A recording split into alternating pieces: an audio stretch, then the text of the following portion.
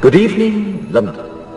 Allow me first to apologize for this. The emergency channel! I do, like many of you, appreciate the comforts of the everyday routine, the security of the familiar, the tranquility and repetition.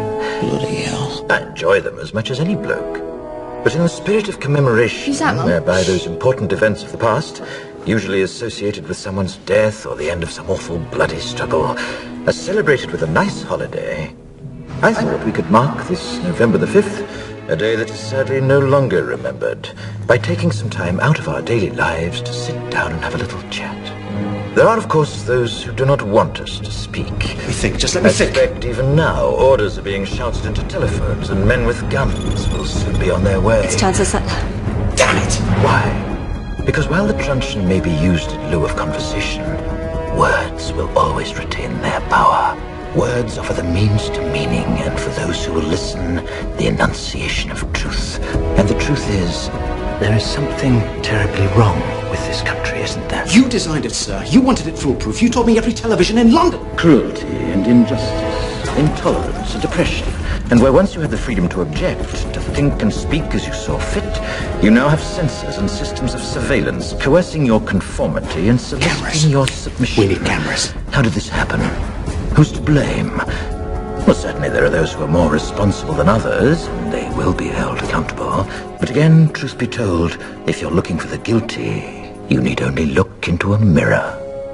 I know why you did it. I know you were afraid. Who wouldn't be? War, terror, disease. There were a myriad of problems which conspired to corrupt your reason and rob you of your common sense. Fear got the best of you, and in your panic you turned to the now High Chancellor Adam Sutler. He promised you order, he promised you peace, and all he demanded in return was your silent, obedient consent. Inspector, you're almost through. Last night I sought to end that silence. Last night I destroyed the Old Bailey to remind this country of what it has forgotten.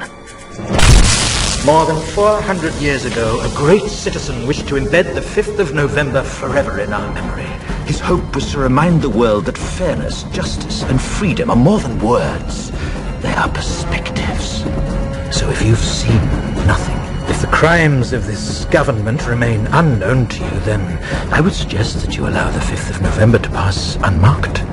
But if you see what I see, if you feel as I feel, and if you would seek as I seek, then I ask you to stand beside me 1 year from tonight, outside the gates of Parliament, and together we shall give them a 5th of November that shall never, ever be forgotten.